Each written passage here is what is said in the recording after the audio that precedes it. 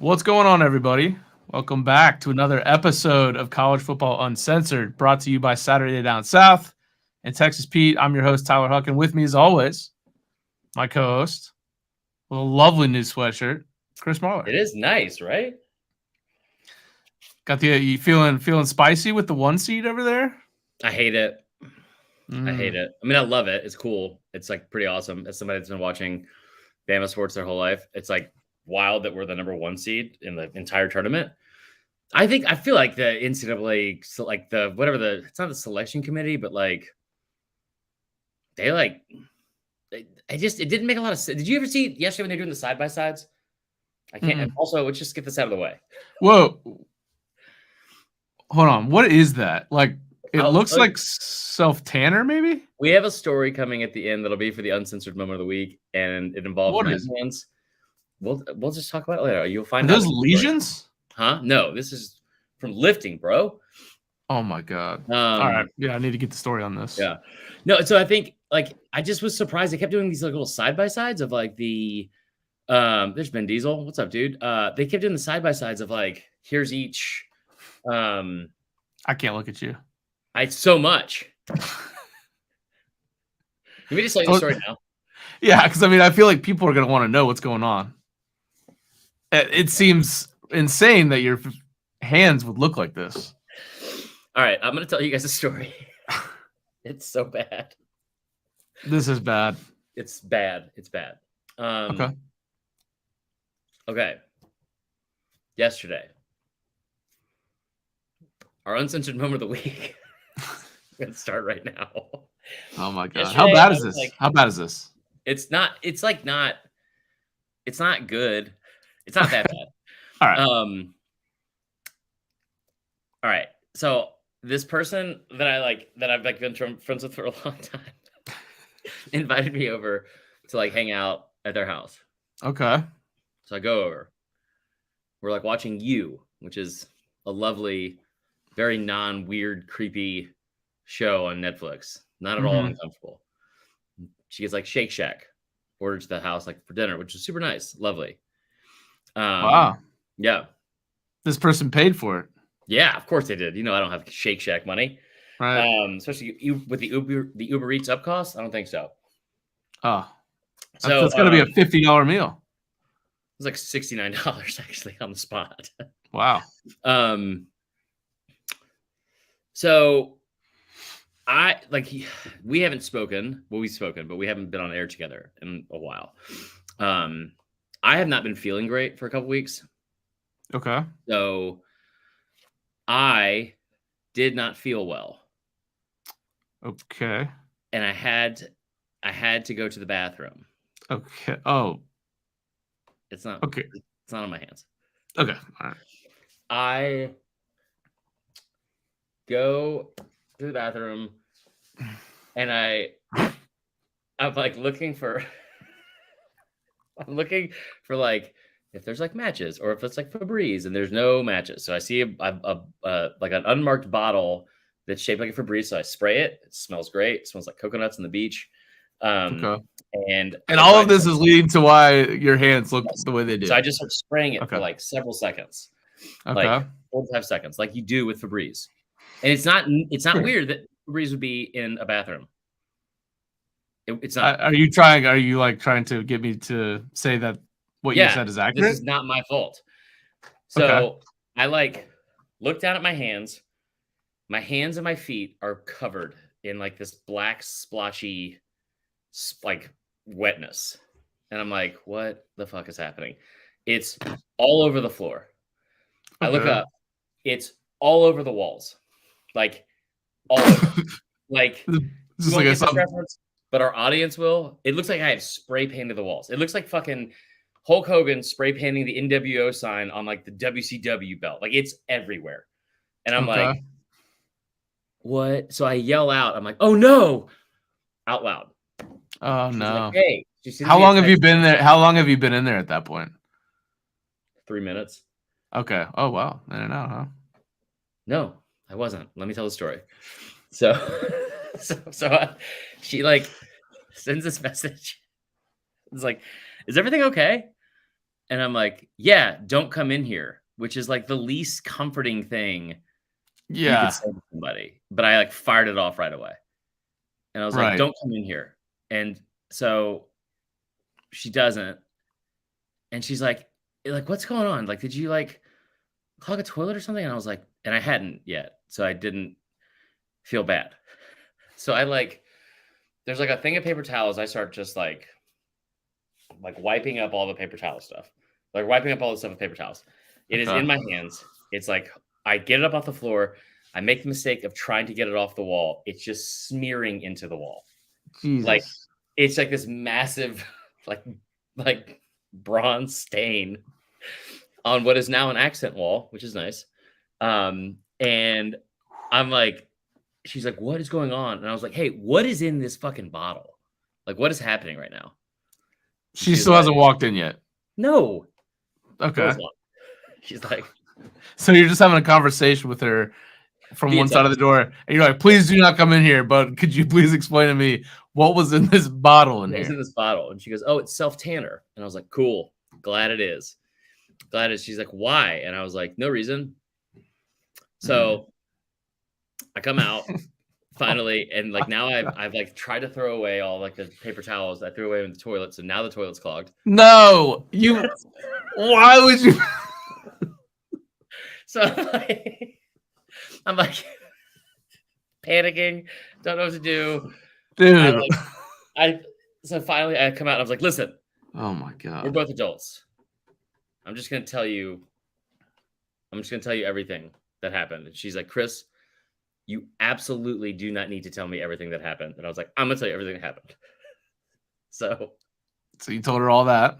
And she's like, didn't laugh once. Okay. Mortified. Oh my and so I didn't know what to say. So I like hold up my hand, right? And I'm like, I go, please don't cancel me for doing Black Hand.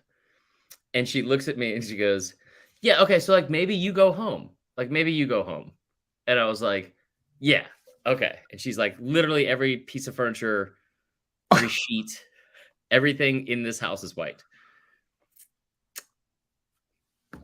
That is stunning. There in the living room for 20 minutes waiting on an Uber, just in silence. Were you like standing on newspaper or something? She was like rubbing my face in it like a new puppy, just like look what you did. When was this? This is what? When did this happen? Last night. And you can't get that off your hands? No. What is it on your feet? Is it on your feet too? On my feet. Oh my god, dude. You can't make that story up. That is in, I think someone said in here, that's the plot to a Ben Stiller movie. Unreal. It was awful. I'm so glad we waited to tell that on the podcast. It wouldn't have been the same if I'd already known. No. That was good. Yeah, let's do it. Okay, so what are we going to talk about tonight? We're going to discuss a little bit of spring practice. I mean, not a crazy amount of stuff, but just like some stuff. I want to get into some rankings that I've seen that have come out with you. One that I actually teased on the podcast last week and never got to because I have ADD and I forgot and I'm out of my meds because there's a shortage nationally and I hate everything. That is the fucking crisis on our hands right now. Then we're going to talk about how to pronounce the word behind Tyler's head for some people on Twitter that like to yell at me, mainly Tennessee fans. Not you, AJ Grubb, because we love you. And then there's two rankings I wanted to talk to you about. There's like SDS came out with what was it? SDS came out with ranking the what's up, Brad Staten? Dude, long time no see. Quarterback room grades. Okay. Across the SEC. Okay. So pull those up for one. You can find it on SDS Instagram. It's probably the easiest one. And then I think On3 came out with their quarterback or their coach rankings in the SEC. And also 24/7 Sports came out with their top 10 rankings nationally. I think we should go with those. I think we should talk about those. Because that's kind of what we're doing more now is nationally. Okay. So what do you want me to pull up? I'll pull it up on the screen. We can talk about it. Yeah, I love that. Yes, Brad, a lot has happened since the last time I talked to you. Look at my fucking hands. My hands look like the fucking, like when you like have spaghetti in Tupperware too many times. Like Yes. that's the color it is. It's not It like is. a good color. What's up, Mike Ames? So that's a great description. It does. It looks like you've been eating like SpaghettiOs with your hands. Yeah. Which is why it's so funny. And who's to say I haven't?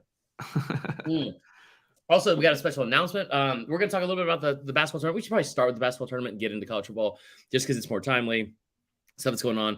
Obviously, also at 8:30, we have, not obviously, but at 8:30, we have a, I guess we can talk about basketball going into that because we have an interview at 8:30 with Adam Spencer, our basketball guru from SDS. And at the end, Tyler and I are going to rank our top 5 favorite sports movies. I want to hear from you guys as well, what your favorite sports movies are, unless they're stupid, in which I will roast you on this here podcast. And no, I'm kidding. I won't do that. But yeah, that's pretty much it. So, because the Oscars were last night. Did you watch the Oscars? No. Good answer. You see my tweet? Bro, I don't deal with all this woke.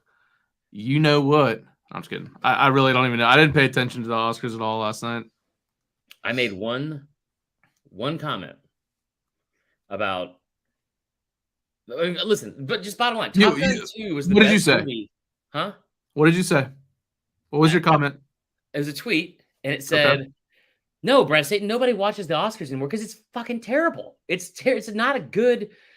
Here's what bothers me about the Oscars, and I say this to you guys all the time, and I don't care how it sounds, and I love you guys to death, and I know some of you love me back, but I'm a pretty big lib, and like about like stuff just socially, and that's it. We can all have different opinions on social issues, on politics, and it doesn't make me like feel any differently towards anyone. It used to, for sure, to be honest, when I was like in a relationship with a super woke lib.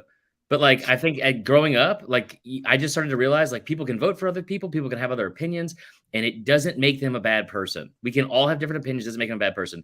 But what pisses me off is when we have this like overcorrection of wokeness where it's like, and I'd hate to, I feel like I'm like fucking Clay Travis or J-Boy right now, but the Oscars is the worst about it. Eddie Boozin knows what's up. The Oscars is the worst about it because it's like, okay, here's like objectively good movies that everyone liked. And they were like, no. Have you heard of Dandelion Sunshine Rain? And you're like, no, because that sounds fucking ridiculous. It sounds like a password in someone's computer that no one would ever guess. Yeah, it's in Egyptian, but right. It does have subtitles, but the subtitles are in Spanish. Right. But like you have to hear the main character, her story. They chose the actress to do that story because she also didn't grow up with running water, and her dad had 4 legs.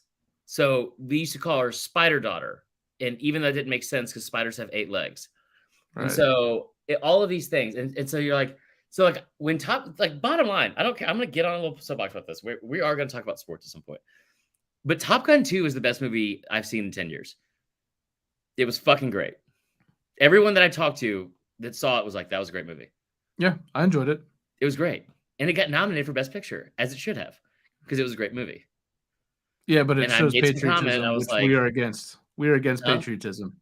Yeah, which we have to be, right? Like, yeah.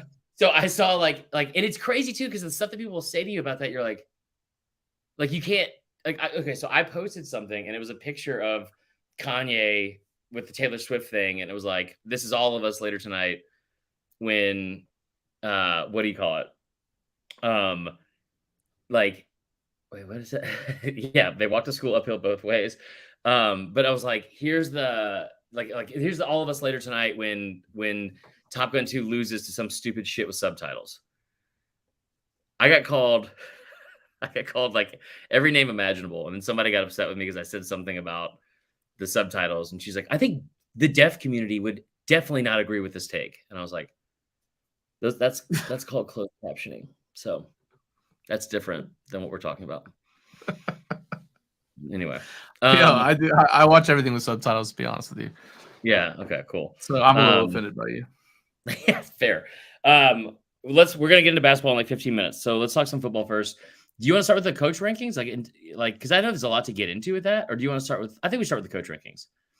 All right. Where are we pulling these from? I want to be on the same page here. 247 Sports has some. SEC coach ranks? We can do that, or I think we should do national because I think that's more interesting. And I want to say that it was. Oh my God! Somebody just sent me there. Somebody just sent me peppers outside. I want to say that there was like they usually do a top 25, and so the point I want to bring up too is interesting. Now I have known this was going to happen throughout throughout most of the season. What's up, Benihana? Is this the top 35 coaches ahead of the 2023 season? Yeah. Okay. So, oh no. Hey, no, we're not doing politics. We're not doing politics. In the comments, no. So, I like was looking at this the other day, and I thought this was going to happen, and I thought the outrage would be bigger. Maybe I just didn't read the comments enough or something, which is probably a good move. But I feel like and Herman Brown's asking some good questions too. Okay, keep going with the list. Okay, what's that? Keep going with the list. I mean, number one, let's just here. You go through like anything that jumped out of you top 25 wise. Put it up on the thing. All right. You're getting distracted by the comments, aren't you? I am. I can feel it. Well, because Benihana, it just announced who I thought he was, which is Ben Diesel, and I'm so confused. He's the same person. All right, you putting the thing up? Yes. All right. So basically here, and there won't be any spoilers. Okay, why would you start there, idiot? Well, it says at the top, Kirby Smart grabs top billing. Okay, so that's fine. So, and we're going to talk about this as we do the countdown, because I don't have a problem with that. I really don't. Get into top 25. I was surprised about Mike Elko after one season as a head coach being at 34. It seems like a lot. Beamer Duke won 9 games. Huh? Duke won 9 games. That's pretty impressive. Yeah. It's one season. So that's like Chip Kelly being behind Steve Sarkisian and I love Sark, but Chip Kelly being behind him and Beamer at 23, one spot behind Mac Brown is kind of wild to me. All right, keep going down. Yeah. I'm thinking if you're wanting to start a program, I'm going to take Beamer over Mac Brown pretty much 11 times out of 10. But that's not what the rankings are. It's not starting a program. So Mike Norvell behind Mario Cristobal is certainly an opinion to have. Yeah. Oh, yeah. I mean, look, everything about Cristobal is about what he's building and recruiting. But it's always has been. We've never seen him to be a good game day coach. Every time that Oregon can hang their hat on that Ohio State road win, which is a nice win, don't get me wrong. But, think about when the big games against Utah last year. They got absolutely just destroyed twice in one season. That's hard to do. Yeah. There's also the narrative that he did, or the narrative of him and how bad of a job he did with the quarterback situation there, just because of what Justin Herbert was able to do, or was limited in his system doing. So I don't understand that as much. Norvell, because here's the thing too. I'm assuming this is total body of work, right? You have to think about total body of work. I don't disrespect the Mac Brown thing being that low because of he hasn't had as much recent success, and I don't think all of it should be based on what he did at Texas. I'm just kind of surprised that this is he was that low. You know what I mean? Mm-hmm. Herman Brown, he did not. Okay, so keep going down. Gundy 19 behind the coach at Kansas State. But that guy had a ton of success at North Dakota State, so that's probably why he won 69 games in 5 years, so you love that. Now give me Kalen DeBoer. Kalen DeBoer, a bit more interesting. He had a great season at Washington. I think it was his first year there last year. But to your point, I mean, Elko kind of did the same thing. I don't know. Willie Fritz at 16. I like Willie Fritz. I do too. He's the 16th best coach in the country. Willie Fritz is almost 10 spots ahead of Mac Brown. Wait, just because they're both old? Is that the comparison? No, I'm just saying. I don't understand. This whole prisoner of the moment thing is so tough. And listen, I've always said this too. I don't feel any sort of jealousy at anyone that has to do this shit for a living, because this is tough. Connor used to have to do it still does have to do all this stuff, and I don't envy it in the least. Where he used to do all the rankings, because the rankings are tough. Mm-hmm. Lane Kiffin at 13 is something. Sonny Dykes at 12 after making the national championship game in year 1. And now we get to the good stuff. Josh Heupel at 10 is fucking absurd. In what way? They're not even on. Oh my god, the audio just got way worse. Really? Yeah. Oh god, can't hear you at all now. Oh boy. Let's wait for Chris to get back here so we can talk about Josh Heupel and his take on that. While we wait, 10 is Heupel, 9 is Fickle. Okay, what about now? Ah, there you are, sir. That's so weird. It's they weren't even hooked up. I don't understand. Oh yeah, I haven't seen Pippen. Okay, so Luke Fickell at 9, I love. I think that's a great pick. I think he's a very, very good coach. I think he has the body of work that has earned it. Keep going. Heupel, what the fuck? So here's the issue I have here. Now we're getting into Benihana. This is a lot.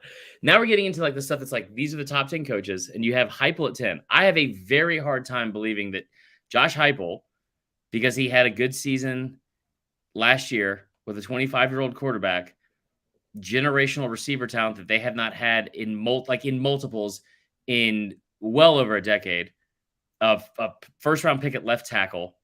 I mean, you had everything you needed to build like a great team. They were really good. They were really good. And they were arguably a playoff team, maybe, with Hendon Hooker.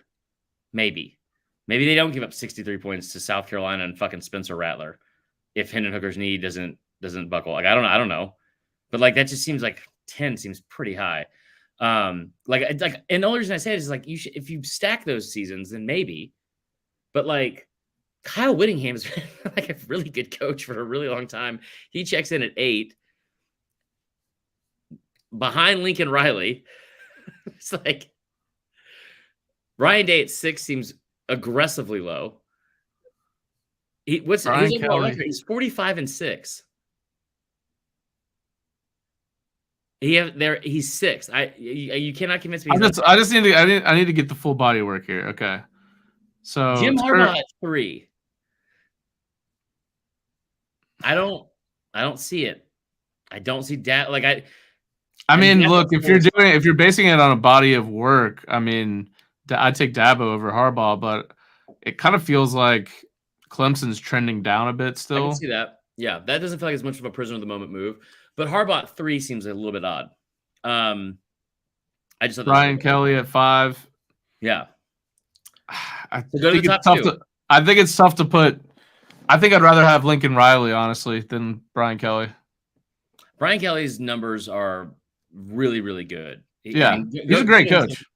He's been a coach for a long time. He has over 260 career wins. I know some of those are in D2 when he's at Youngstown State, I think it was. Not Youngstown State. He was at somewhere. He was a Division II place, something like that, or Division I AA. I don't have a problem with him being in 5 because I think he's a really, really good coach. It does kind of feel here, go back down. Why do you keep going to Ryan Day? What are you doing? Where do you want me to go? Right here to Brian Kelly. Okay. Christ. We're not going to dock Brian Kelly too much for LSU's late season fade with losses to Texas A&M and Georgia. I just can't get over. This is what I've been saying about LSU for all offseason is LSU. I've just, to be honest, I feel that they're all their hype going into next year. I know they returned 10 of 11 on offense. It does feel like all their hype is kind of based around that Bama win, which is a 1-point win in overtime. And, I just have a hard time thinking that you had everything in front of you still when you went to A&M and you got fucking beat by 2 touchdowns. And that was just the conference as Vandy. I just have a hard time getting over that. Am I crazy for that?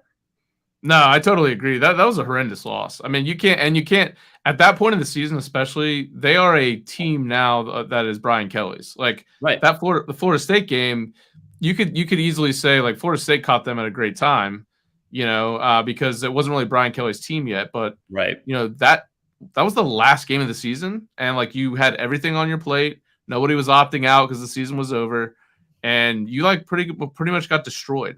Yeah, by one of the worst teams in the conference. Kind of random. Don't know where it came from, honestly. I guess. Yeah, I don't think they were dealing with a ton of injuries or anything crazy. Like, I mean, they almost lost to Arkansas when they had the week to clinch the SEC at Arkansas. And they were playing a backup quarterback. Like, KJ Jefferson wasn't even in. Yeah. I just have a hard time thinking that, like, that. I don't know. Like, they returned so much talent this year, and they should improve because the biggest improvement usually you see is from year 1 to year 2. And I don't doubt that. And again, I think Brian Kelly is a very good coach. LSU is a place that is a recruiting monster. He'll recruit there, year in and year out.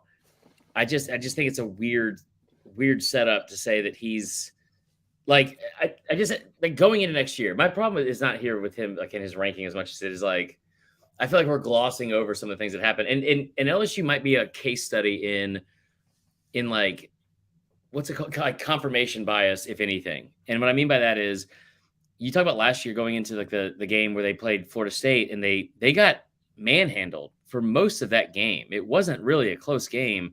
They looked bad. They were getting Florida State was winning that game handedly. Like they were dominating them on both sides of the ball. It seemed like not really on offense as much, but LSU's offense wasn't doing anything. And they get that stop on the goal line or that fumble on the goal line, go 99 yards. And all of a sudden we've got a ball game. And it's just weird. I've said this so many times too on here and on the radio, like that game, for whatever reason, because they lost on a missed extra point. That game's in New Orleans. It turns into this whole thing where it was just like when you get to like later in the season, it's like if we wouldn't have lost that, we're a playoff team. It's like, no, you're not. Yeah. And you did lose that game. Why are we just sleeping on Florida State thinking that they're not as good just because of anyway, I think it's a confirmation bias thing. Let's get to the top two and tell me, I want to hear your thoughts first. Do you have a problem with this? No, I think if there's one coach right now that I'd want to have in the country, it's Kirby Smart. If I had to choose one right now, and that's the podcast. That's it. So it's been a great night, and no, I agree. Yeah, okay. Well, that doesn't make for good radio, but I mean, what am I going to say? Like the old crafty vet. I know it's been a couple years, but yeah, Kirby's got it all going right now. I don't know. Early thoughts on? I know spring practice is starting here. Like early thoughts on what you think Bama's going to be like, just replacing some like really key guys, like Bryce Young, obviously being the main one. I think they're going to be better than people think. Which sounds stupid, but I think they're going to be. I think Pepper's outside. I think that they're going to get back to like running the football. I tell you what's going to be interesting is, and this is in general, like the numbers that we're going to have for what do you call it? And just real quick, I agree with you fully on Kirby Smart. He's 29-1 in the last 2 seasons. He's won 33 of his last 34 games. What they did alone against ranked teams was incredible. He's recruiting. I know that Bama finished number 1, but it's like, when you're that top 3, when you're that top 3, I don't think there's that big of a difference. And they return a ton of talent. Just what he's doing right now, I just think it's different than anything we've seen in quite some time, and including Alabama.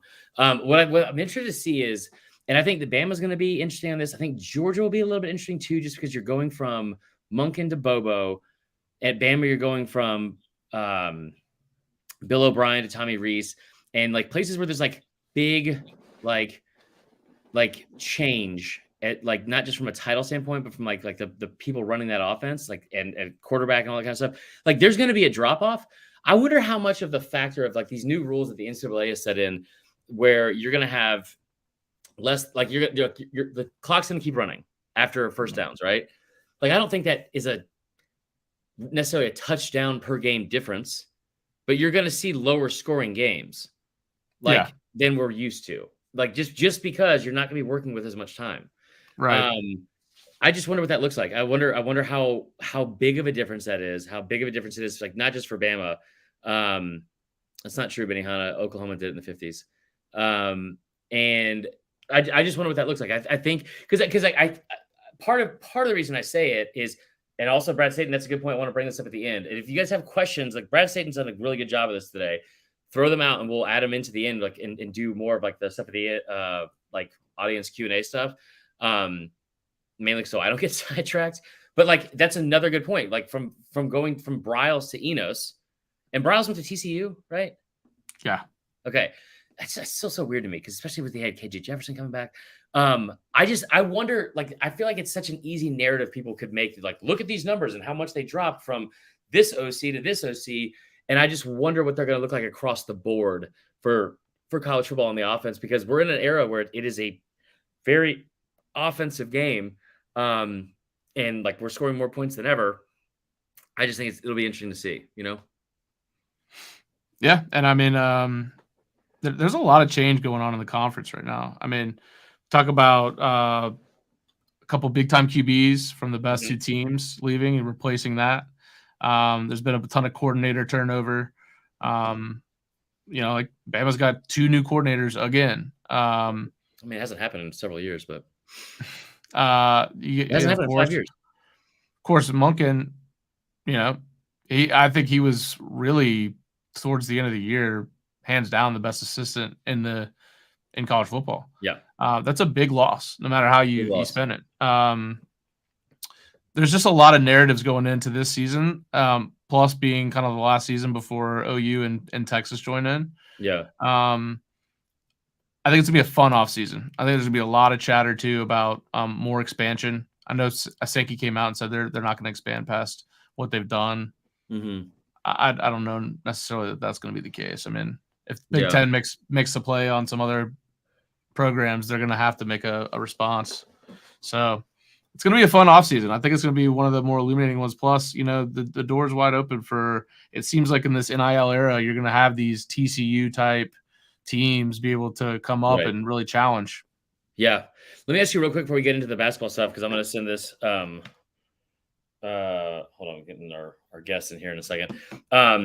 The one thing I always think is interesting about this, because this is just a year-to-year thing, and it's so hard not to be a prisoner of the moment, all that kind of stuff. But like, I know in the past they've had, like, I remember looking at these and like Dan Mullen will be at like, I don't know, like he was like top 7 or top 6 at one year, and then he's gone. Like he's because of what he did, and like the next year he's out. Or Coach O, after he won the national title, he's like a top 10 coach, and then he's gone. I want to say last year, I know RJ Young, who I fucking hate, and it does just an objectively bad job doing what he does. He had the coach at, and I can't think of his name now. This is bad.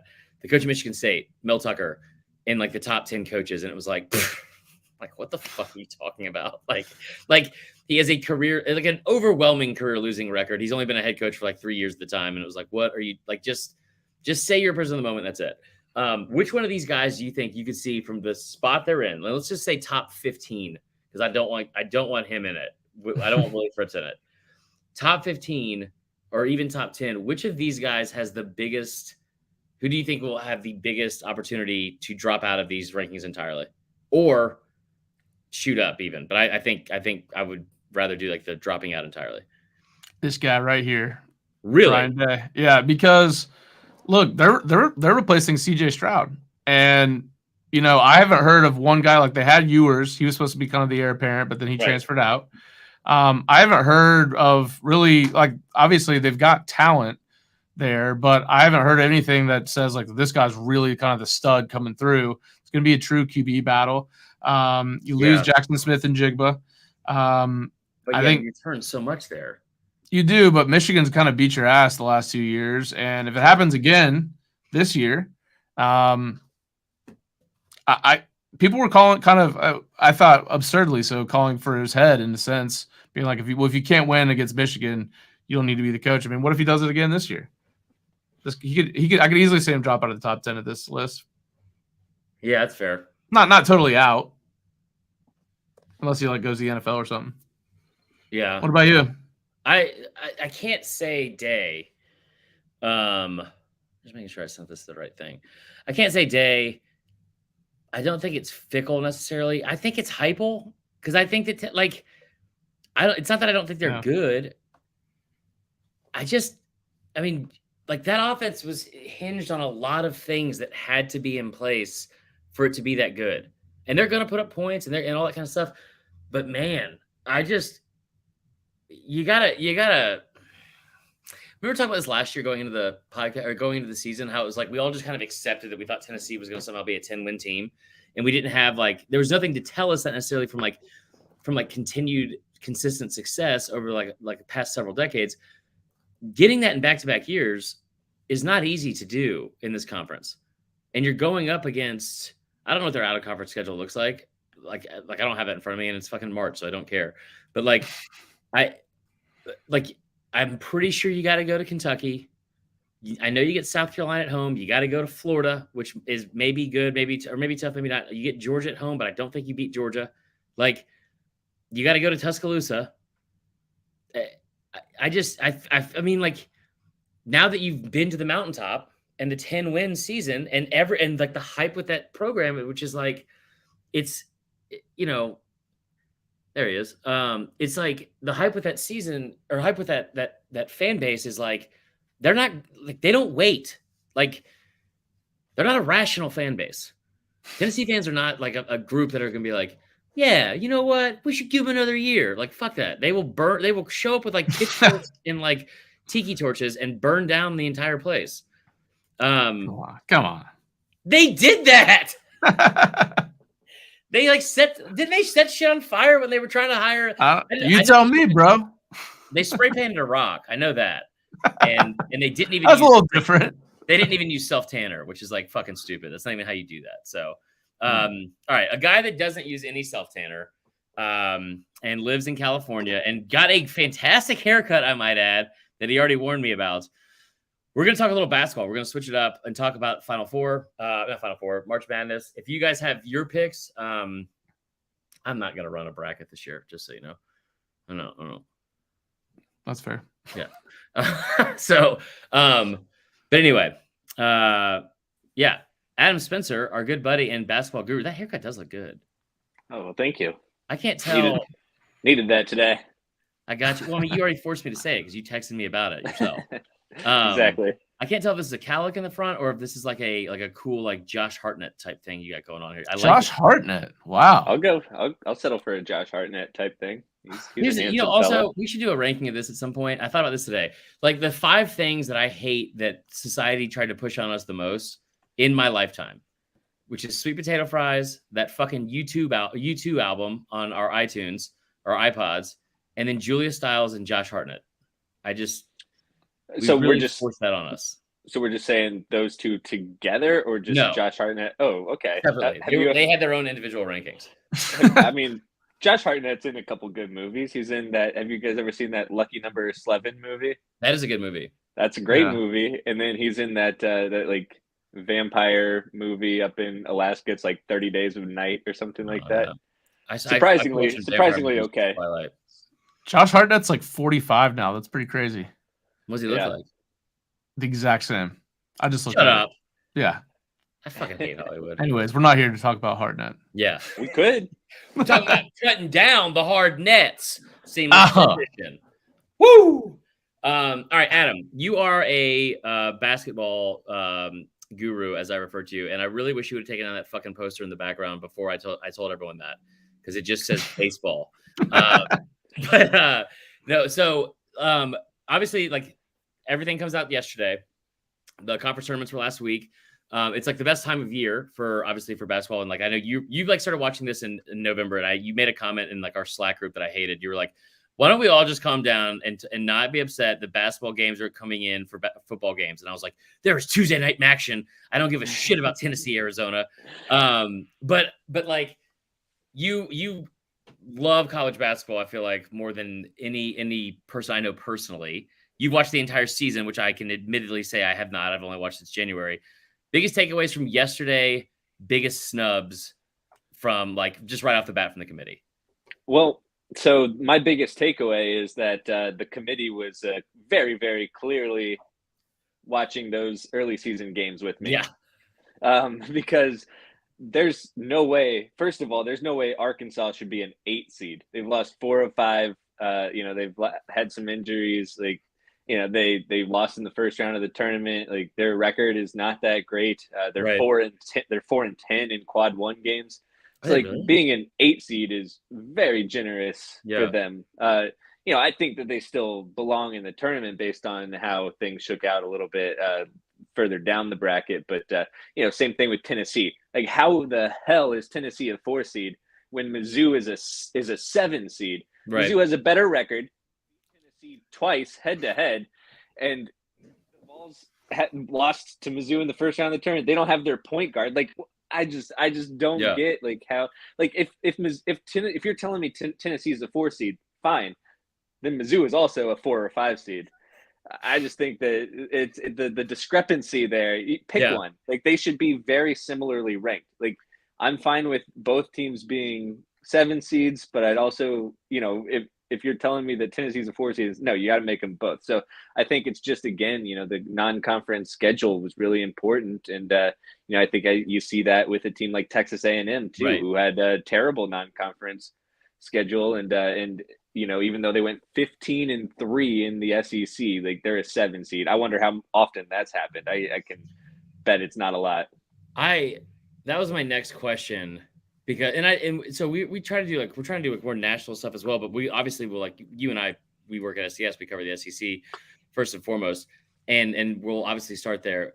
I wasn't surprised they got 8 teams in. The seating was very confusing. And I was telling Tyler this when we started the show, when they kept doing the side-by-sides of, like, oh, yeah, here are my hands that I told you about. So when they kept doing the side-by-sides of, like, here's one team and here's the other team, it felt like, for me, and maybe I'm stupid, because there's so much that goes into college basketball, like rankings and seedings, that, because there's 323 college basketball teams in Division I, right? Like, or at least around there. So to whittle it down to 64, like, all the net rankings and like it's very confusing. There's a shit ton of stuff that goes into it. But, like, to look at A&M and to look at Mizzou with 25 wins apiece in the SEC, a conference that I'll say is not the best basketball conference in the country. I think the Big 12 is, like, again, to have 8 teams in, though, and you went 25-7, and you talk about A&M going 15-3, being a clear-cut second best team in the country, beat Alabama a week ago, and they're a 7 seed. Like, and I know why. It's because those early games, like you were talking about, and Vandy not getting in, it just kind of felt like Vandy was good enough to get in, and it just kind of felt like some of these blue bloods. I almost felt like Dick Vitale was the one making the fucking bracket, because there's nobody that's a bigger homer in the world than Dick Vitale is for blue bloods in basketball. Yeah, I mean, you look at Mizzou and Kentucky, and you put Kentucky across their chest, and they're all of a sudden 3 or 4 seeds. Like, they're and that's I think it's crazy just to show. I am biased towards Mizzou, but here's me being unbiased. It is crazy that Mizzou and Texas A&M are on the same seed line. Texas A&M should be higher. They beat the crap out of Mizzou twice. And, they have a 15-3 record compared to Mizzou's 11-7 in SEC. So the fact that they're both 7 seeds is very strange. Yeah. Again, you're right. It's just like, Tennessee is, I guess, a borderline blue blood. They get a lot of respect from people, despite having not really done anything. I think that, I wish that Tennessee had done more. I don't hate Tennessee. It's just their track record of success in the NCAA tournament has just absolutely not been there. And I think that this loss of Zakai Ziegler, like, that would be like if the Boston Celtics were going into the playoffs without, like, Jason Tatum. That'd be like, if it's he's their energy, he's their spark plug on both ends of the court. He led the SEC in assists. He was up there in steals. Like, they say that they take into account how you're playing, and two teams like Arkansas and Tennessee just seem a little overseeded. They both belong in the tournament. It's just they're a little overseeded. Mizzou, Texas A&M underseeded. Kentucky probably slightly overseeded, but I just think that this year's bracket in particular has been one of the more bizarre that we've seen, beyond the top 2 seeds in each bracket, maybe even the top 3 seeds probably in each bracket, but then it just gets crazy. Right. Who do you think got the best matchup in the first round out of the SEC? I mean, take out obviously like Bama versus the 16 team, but first off, you don't even know who we play yet, brother. There's a playing game for that. I heard that Corpus Christi team's got a hell of a squad this year, but anytime Bama faces Texas A&M, I hope they win. I don't care if it's Texas A&M CC. So you asked me best draw, right? Not okay. Yeah. I think that even without Zakai Ziegler, Tennessee should be able to manage Louisiana. So that's one that I'm penciling in the Vols. And I think Arkansas really got a favorable matchup there too. Illinois has been, I'm from Illinois, so I watch a lot of Illinois basketball too, in addition to my SEC stuff. And my goodness, that team has been frustrating. Yeah. They can't beat Penn State to save their lives, and they've just been up and down. Their best player is Terrence Shannon Jr. Earlier this year, when asked about Shannon's leadership skills, Brad Underwood, their coach, literally went and just made a fart noise. So that tells you a lot about the state of Illinois' program. So I just think that Arkansas got a favorable first round matchup there. Obviously, I think the battle of the Kansases in the second round, Arkansas and Kansas. I think that's a tough draw. But first round, I expect them to take care of business against a mercurial Illinois team, to put it lightly. I've lost. They are from a gambling standpoint, they've been more frustrating than any team, I think, besides. I mean, that actually might be the most besides Arizona, maybe. Yeah. But they've been very frustrating because they had I remember early in the year I forgot who they were playing. It's only a couple weeks ago. I had a parlay that was I don't know, it's plus 750 or something, and they were the last leg of it, and everything else had hit, and they were losing by 17 at the half. I think it was Northwestern or something like that, and it was and they somehow come back and win. Yeah, it's crazy. Yeah. And I had already bitched out and asked Bovada to give my money back. And I was like, I'll just cash out now. So I didn't win. Who do you think got the worst draw? Because I think Tennessee, as much as their fans hate me on Twitter and as much as I hate them, I will pull for them against Duke in round 2 just because I hate Duke. I Auburn playing Iowa seems like not a bad draw. It's in Birmingham too, isn't it? Yeah. Yeah. Much to Kelvin Sampson's chagrin, he's had some comments on that today. What did he say? Oh, he's just I guess we should have won even more games and won even more tournaments so we could not play a road game in round 2. So yeah, it's because but I do think that that's an interesting case because Alabama will also be there, so it'll be interesting to see how the fan split is in Birmingham. Because Houston might have some supporters from the Crimson Tide faithful so it might be more neutral site than Kelvin Sampson thinks. I think Kevin Scarabinski says that we had that Bama bought 90% of the tickets. That makes sense. They're a 1 seed, so might as well. But yeah, to answer your question about the toughest draws, I mean, we go back to those 7 seeds who are highly underseeded. Ken Pom fucking loves Utah State. Yeah, he has Utah State as the number 19 team in the country, 18 team in the country, and they're a 10 seed, and they're a 10 seed facing, of course, Mizzou. and they have to play at the ass crack of dawn in Sacramento. It's 10:30 a.m. local time, but that's a ridiculous. I thought they couldn't tip off until 11, but I don't know. They're tipping off at 10:30 in the morning. 10:30 in Sacramento out here. Yeah. It's like my basketball league when I was 10. Yeah. Yeah. So, upward. Get a good breakfast, I guess. Not too big of a breakfast because you got to play right after. Right. It's just and that's not just, that's unfair to Utah State too. Both teams are kind of screwed by that. But I mean, that's a really tough draw for Mizzou in round 1 and then Arizona in round 2.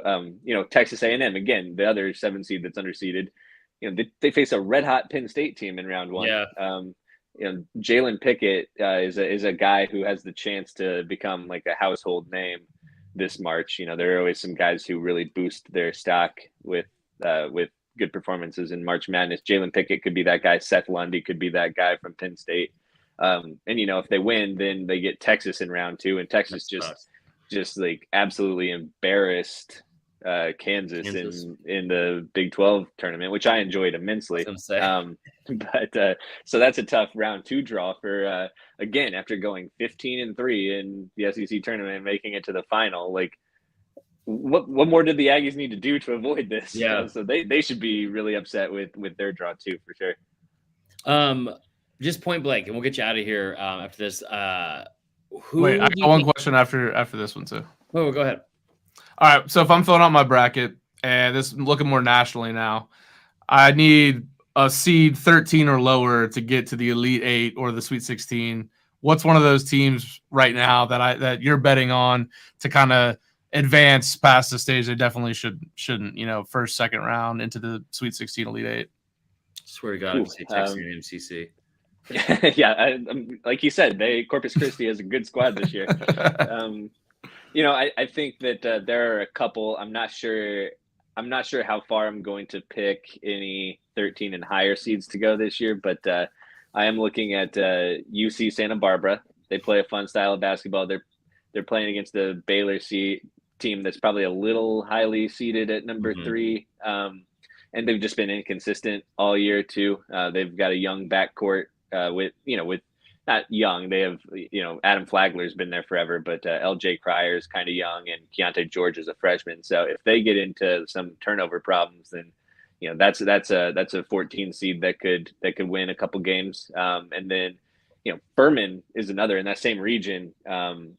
I think that there's two truths in this South bracket.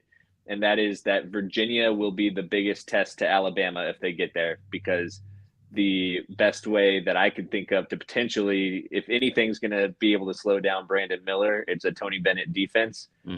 But I'm also not 100% confident that Virginia will even make it out of the first round. But that's the story. That's the story of Virginia, right? They were the first 1 seed to lose to a 16 seed, and then they came back next year and won the whole damn thing. So when it's working, it's working. When it's not, it is not. And so I think that they're the biggest threat to Alabama, but I could also see Furman winning that game. And then, you could have them against 12 seed Charleston, who a lot of people love, and or San Diego State, who would be like another, but they would be like another defense first, slow down the pace team that if they just beat Virginia, why not? So that's another team. Okay. I like 12 seed though. I like VCU. I think that they can beat St. Mary's. I think St. Mary's gets a little overhyped every year, especially in years where they beat Gonzaga once. But they don't do much outside of that. It's unfair because from what I can tell and what I know about that basketball team, which is not much, they play Gonzaga 38 times a year.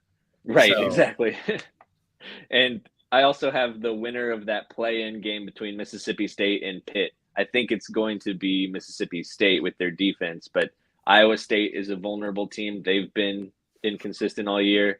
And then I think Xavier is a winnable game for that 11 seed in round 2. And even if it's not Mississippi State, I mean, Jamarius Burton is one of those guys too who could like Jalen Pickett become a household name in March. I mean, he's an elite scorer for the Panthers. So those are a couple other double-digit seeds that I like. Okay. Awesome. All right, closing out. So this is my last question. I will say this. Herman Brown's been saying this repeatedly in the comments, and I actually agree with him. Arizona, I think, is a really good team. I think it's like a tough draw for Bama just because of we've seen them beat Tennessee earlier in the year. I think they went 2-1 against UCLA, which is obviously a really, really good team. I don't think Bama makes that. I can't I will say this. I'm not trying to hedge. I will be ecstatic if Bama makes it to the Final Four or wins it all or what the fuck ever. I just have a very hard time believing after what I've watched for 36 years in Bama basketball that they are going to. They've only been to the Elite Eight once. And it was at a fluke season where they were an 8 seed and upset the number 1 overall seed in Stanford. I just have a hard time thinking they're going to somehow get to the Final Four. I have Arizona beating them. That being said, everyone's filling out brackets. Everyone this time of year, you hear every single time that on ESPN or whatever, my fucking hands. You hear this is, the most important part of filling out a bracket is veteran leadership or a good backcourt or whatever. Give me the top 1 to 3 things that you look for when you're filling out your bracket and for the most important things in March. Yeah, I've hinted at it a little bit here. I like a talented backcourt. I think that even if you don't have veterans all across your roster, like I want veterans at the guard spots. That's why I have Purdue as the first number 1 seed to lose. I have them losing to Memphis in round 2, just because they start 2 freshman backcourt players who are not going to probably play in the NBA. Braden Smith and one of the lawyers. I forget which one, if it's Fletcher or Foster. But yeah, so those guys have been inconsistent all year. So I have Purdue losing to Memphis in round 2. Memphis just gave Houston all it could handle in the AAC final and late in the regular season too. So, and then another thing is like you really do have to look at like veteran stuff, because like the last since like 2015 Duke or whatever Duke team most recently won the title, there's hasn't been a freshman that's been a top 3 scorer on a title team in that time. So we could certainly see that this year if Kansas wins it all again, because they have Grady Dick, who's a sharpshooter.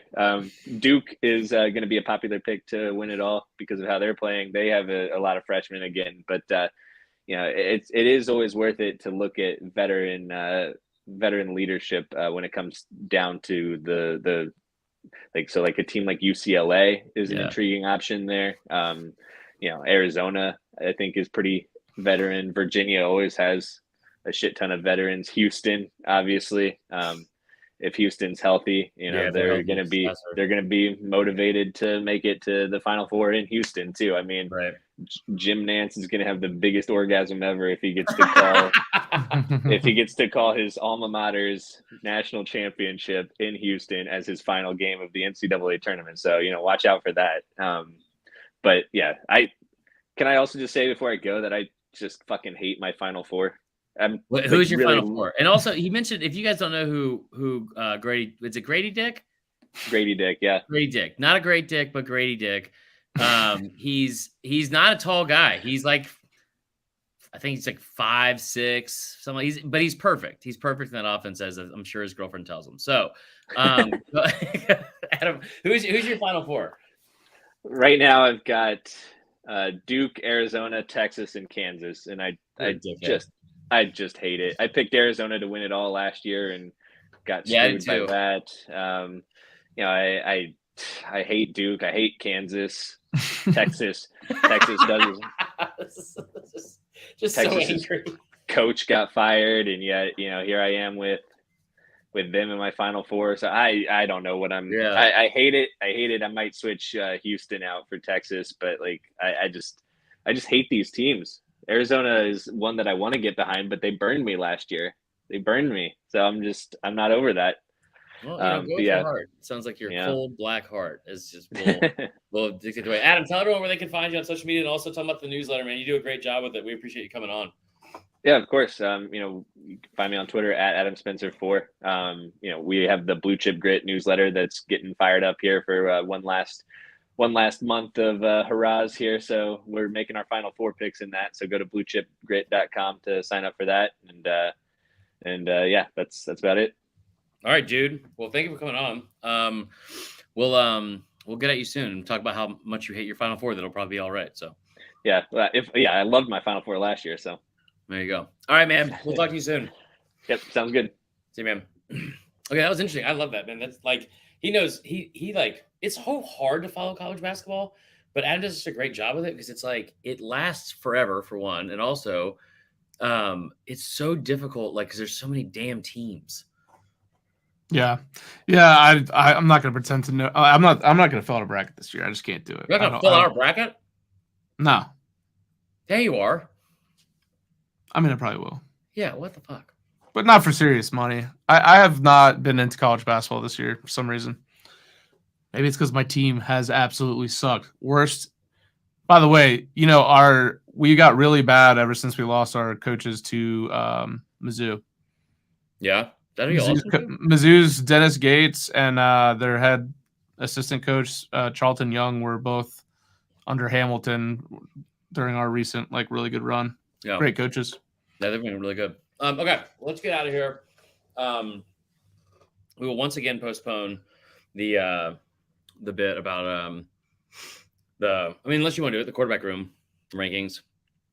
Oh no, we've already been at an hour. Okay, so real quick, give me your top 5. Last time was the Oscars. Give me your top 5 sports movies of all time. All right, so I'm gonna have to go Rookie of the Year 5. Okay. Just a big time. Yep, with the arm. Funky butt loving. I thought that one was better than the other movie that came out at the exact same time with the guy on the Twins. What was it, like Big Leagues or something like that? Little Big League? Little Big League, yeah. I thought what Rookie of the Year was better. About what do you call it? Rookie of the Year versus Little Big League. Like Little Big League had like actual baseball players. Yeah. Like, which I enjoyed. Also had the characters on the Cubs were awesome. Yeah, I mean, because we were kids. Yeah. Well, I'm judging this based upon like when I watched it and like how big of an impact. Hold on, because all these are actually from my childhood. So. Okay, go ahead. Number 4, we'll go Angels in the Outfield. Oh my god. Yep. Number 4, Angels in the Outfield. Number 3, Mighty Ducks. 1. First one. 1. I did love D2, but you got to draw a line somewhere. Let's see. I mean, I could switch it up and go with the movie where G-Baby dies. Hardball? What is these are the most depressing, what is wrong with you? Happy Gilmore, number 1. Number 1 Shut sports the movie of all fuck time. up. Happy Gilmore is your number 1 favorite sports movie of all time. It is. It is. Number 1 for me was Grown Ups. Yeah? We just going out on Sailor movies now? The basketball scene? Yeah. No, it's not. Okay. Wow, that's tough. Sandlot's probably above Hardball. I just wanted to remember and shout out G-Baby. R.I.P. He's not really dead. Oh, he's not? Oh, no. Okay. I used to think, when I was a kid, I used to honestly think that when people died in movies, that they died. I was like, that's a tough role to accept. And Mom was like, what are you talking about? I was like 5. And she was like, did they just give their kids the money that they just died? I was like, I don't know. They're killing animals. They were killing animals in the 90s. In movies. Like Braveheart, they were fucking just murdering horses. The amount of glue that came out of Braveheart is incredible. All right. Okay. So number 5. I don't want to say it, but I'm gonna say it. Remember the Titans. It's a ridiculous. Yeah. I mean, that it's obviously on the list, but I had to leave it off. Yeah. Number 4. I would say The Sandlot. Yep. It's pretty good. Fantastic movie. 3, I'm going to say Rudy, even though there's some problems with Rudy. I got some problems with Rudy. Rudy is really good. Fuck. I feel like I'm forgetting something as of recent. Like a recent movie. I don't remember what number 2 is. I will say Mighty Ducks 2 is a great movie. I'll watch it anytime it comes on. Yep. I did an article about this. I don't know if you remember this, but Mighty Ducks 2 is just it is the most absurd storyline ever. It is just they sprinkled in this affirmative action type thing on this team. This is the worst hockey team in rec league hockey in Minnesota the year before. And they're like, you know what? You're gonna play for the USA. Not just you guys, but we found a Hispanic kid in Miami who's really fast, an Asian figure skater, a girl, a cowboy from Texas, and then a kid in Compton. That is fucking absurd. This is ridiculous. Dude, knuckle puck? Don't hit on the knuckle puck. Oh, you know what number 2 is? You know what? I'm not hating on knuckle puck. You know what I'm hating on in that movie? Is you're in inner city fucking LA, you're in Compton, and these kids are playing roller hockey, which is already unbelievable. And then they flip up somebody hits a puck over the fucking fence and it hits someone's car window as he's walking out and sees all that happen. And he's like, oh, well, alley-oop, and throws it back to them. That will bother me for the rest of my life. Number 2 is Little Giants. Spike Don't Play with Girls. Ice chest. Is Spike mistaken? Icebox. God damn it. Oh. Number 1, the greatest sports movie of all time. A League of Their Own. It's a phenomenal movie. It's like very underrated. And I'll tell you right now, one of the greatest lines of all time, when he says, he's like, are you crying? Are you crying? He's like, Roger Hornsby was my manager, and he called me a talking pile of pig shit. And that was when my parents drove all the way down from Michigan to see me play the game. And did I cry? No. You know why? Because there's no crying in baseball. And like, the umpire comes over and he's like, she's crying, sir. He's like, little rule of thumb. He's like, you know what? Tell you a little penis with a hat on? It's a phenomenal, just the best movie of all time. I've never seen it. You've never seen A League of Their Own? Nope.